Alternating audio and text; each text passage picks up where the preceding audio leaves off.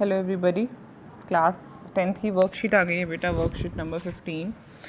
8 अगस्त 2020 यानी सैटरडे की वर्कशीट है। Now will have a break, Sunday मिलेगा हमें। चलिए चलते हैं।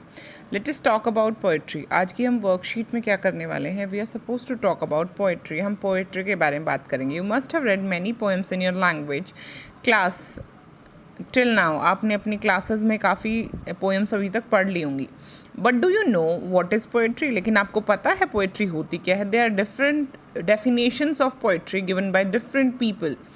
अलग अलग लोगों ने पोएट्री के बारे में अलग अलग बातें कही हैं।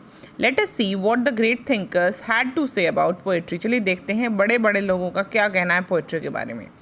एरिस्टोटल कहते हैं rhythm, language and harmony. Rhythm हो, लैंग्वेज हो और उसमें हारमनी हो, वो होती है पोएम। शेक्सपियर कहते हैं couplet, 2 lines poetry that usually rhyme.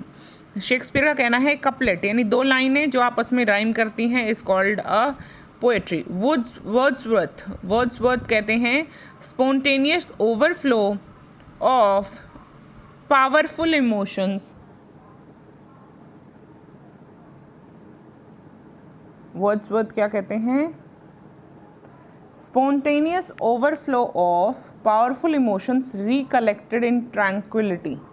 मतलब ऐसा ओवरफ्लो इमोशंस का, जो पावरफुल इमोशंस हैं वो एकदम फ्लो कर रहे हैं, एकदम बह रहे हैं और उनको इकट्ठा किया जाता है। कीट्स कहते हैं, जॉन कीट्स कहते हैं सेंशुअल इमेजरी। मतलब आप फीलिंग्स में जो इमेजिन करते हो, फीलिंग्स जो महसूस करते हो, उसकी इमेजरी यानी उसकी painting.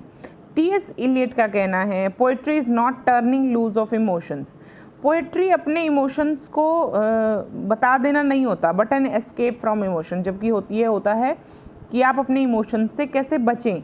It is not the expression of personality. आपकी पर्सनैलिटी का एक्सप्रेशन नहीं है, but an escape from personality.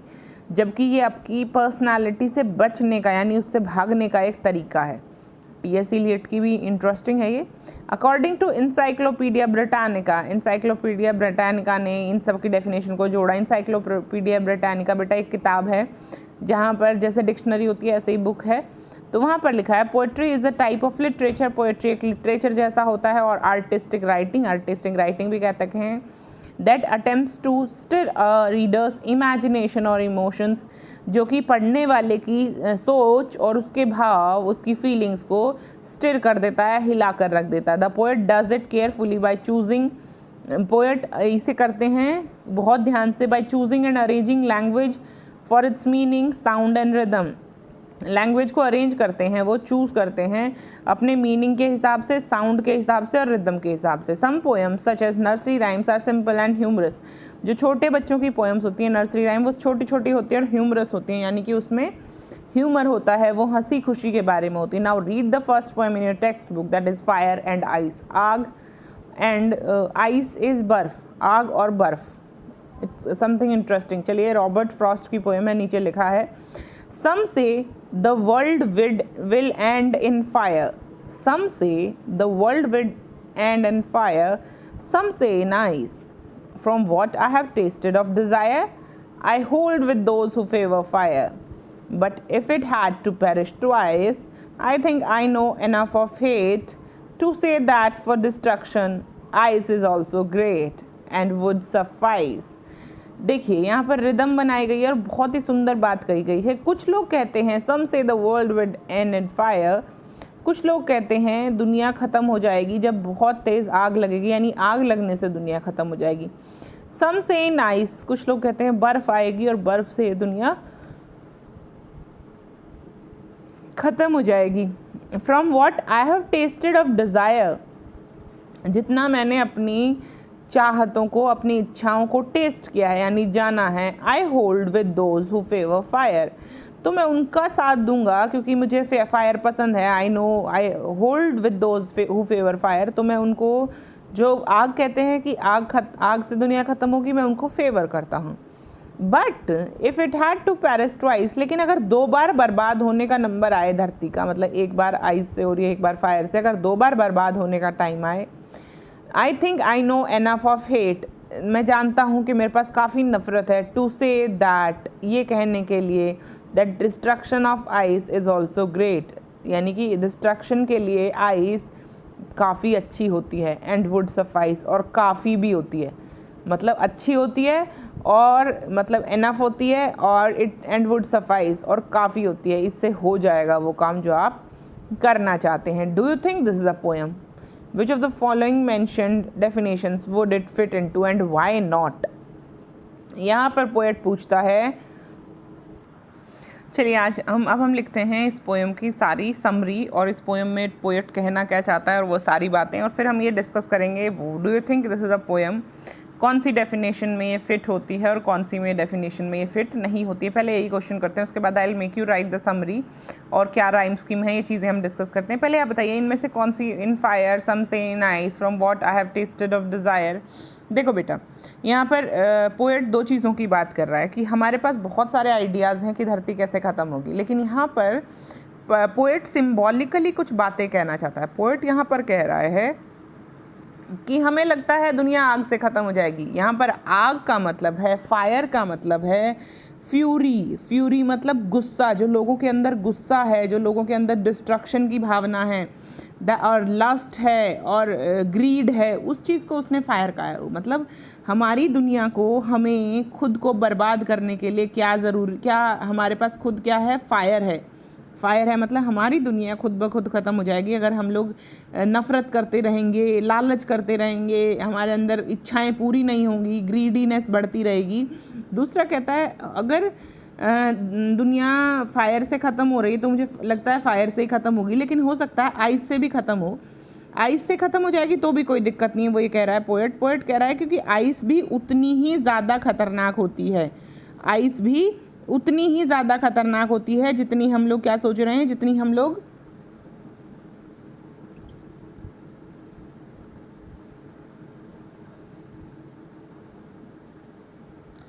हम लोग सोच रहे हैं फायर खतरनाक होती है, उतना ही आइस भी खतरनाक होती है। आइस का मतलब यहाँ पर है cruelty, intolerance, rigidity, insensitivity, coldness, indifference, नफ़रत, ये सब चीज़ें जो भी हैं, हम दूसरों को नीचा दिखाने की कोशिश करते हैं, दूसरों के प्रति टॉलरेबल नहीं हैं, उनको नीचा दिखाने के लिए कुछ भी करते हैं, गंदी हरकतें करते हैं, जिससे हमारे आसपास के रिश्तों में भी बहुत सारी चीज़ें बदल गई हैं। और यही कारण है कि हमारी दुनिया या तो फायर से ख़त्म हो जाएगी, यानी या तो लालच और लस्ट, कॉन्फ्लिक्ट और गुस्से से ख़त्म हो जाएगी, या फिर आइस यानी कि इनटॉलरेंस, क्रूएलिटी, कोल्डनेस, हम लोग जो एकदम वो हो गए हैं, फीलिंगलेस हो गए हैं दूसरों को लेकर, या फिर उससे ख़त्म हो जाएगी।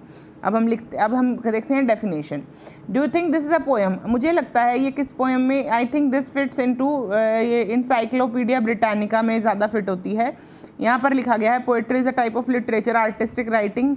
यहाँ पर देखिए this attempt to stir a reader's imagination और इमोशन, यहाँ पर हमारे इमोशन स्टिर हुए हैं।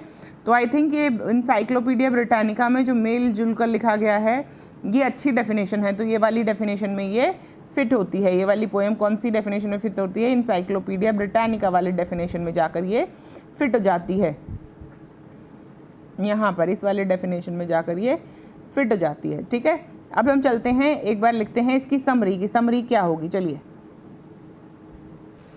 चलिए बेटा हम समरी लिखते हैं, समरी लिखना शुरू करते हैं। Fire and ice is a short poem by Robert Frost. In this poem, the poet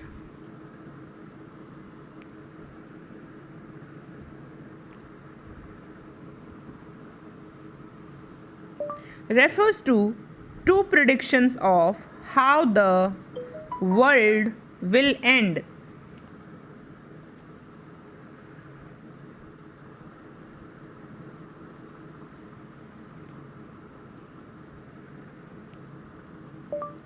Some say it will end in fire, whereas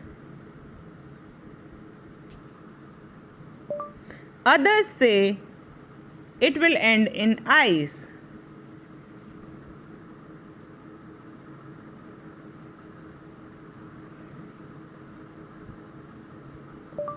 According to the poet, fire stands for desire, greed, or lust.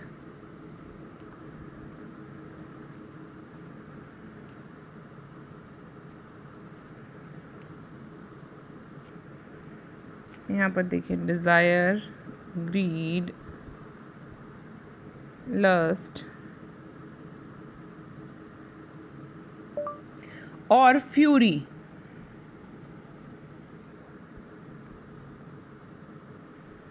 Fury यानी गुस्से के लिए, यहाँ पर किस किस चीज़ के लिए है?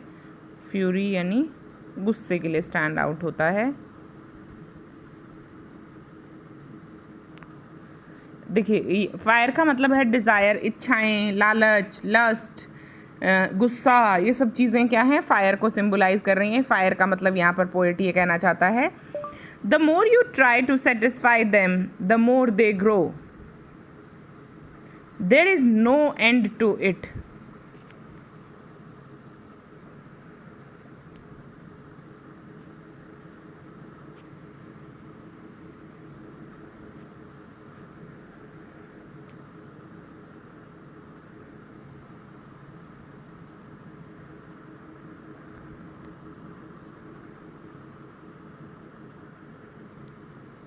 अब हम आगे लिखते हैं,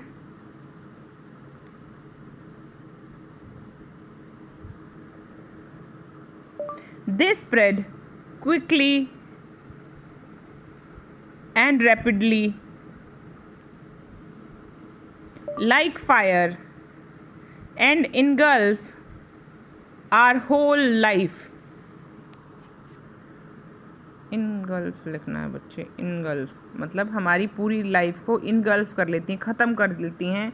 हम लोग लालच के बारे में सोचते हैं, गुस्से के बारे में सोचते हैं, और ये चीज़ें जो जिन चीज़ों का नाम लिया गया है ये इसी तरह फैलती हैं और हमारी पूरी ज़िंदगी को खा जाती हैं, ख़त्म कर देती हैं, हमारा सुख चैन ख़त्म कर देती हैं। One becomes selfish and sometimes cruel also।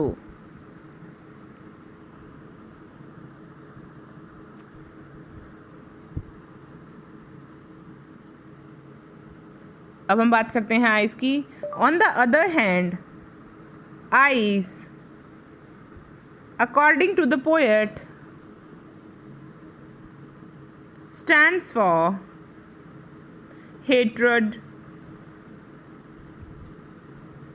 coldness, rigidity and intolerance।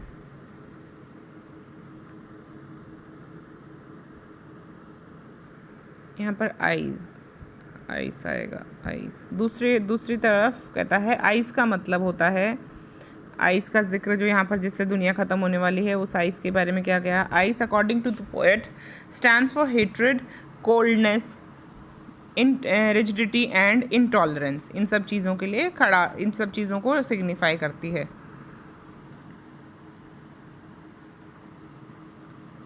One becomes insensitive and indifferent towards the feeling of others। दूसरों के भाव के बारे में, दूसरों की फीलिंग के बारे में हम छोड़ देते हैं बिल्कुल भी सोचना। हम लोग एकदम आइस जैसे हो जाते हैं, पत्थर जैसे हो जाते हैं और हम लोग दूसरे की बातों को नहीं समझ पाते हैं, फीलिंगलेस हो जाते हैं। The poet says that both fire and ice are growing with such a rapid speed that the world विड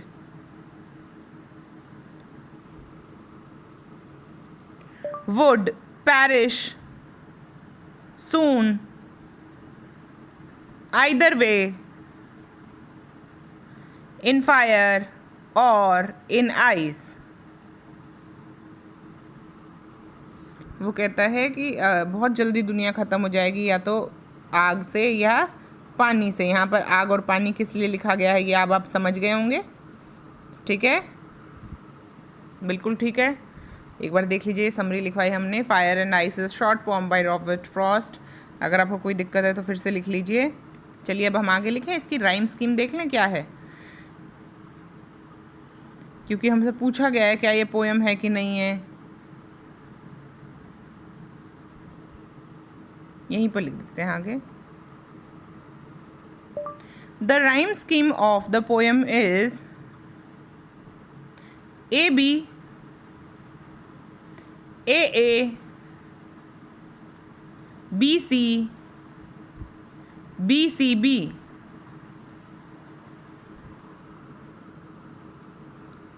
यही है यहाँ पर राइम स्कीम।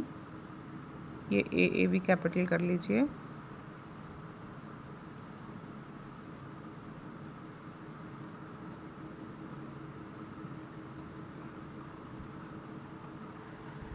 ये प्राइम स्कीम है। राइम स्कीम मतलब बेटा कहाँ से कौन सा वर्ड, जैसे फायर, आइस, थराइस, सफाइस, तो ये क्या है, ए हो जाता है। ये से हम रिदम बनाते हैं। अब हम चलते हैं यहाँ पर राइम स्कीम में क्या दिखाया गया है।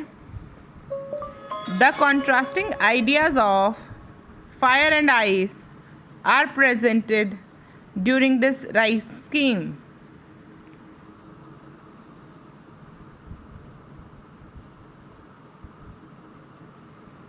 Using this rhyme scheme,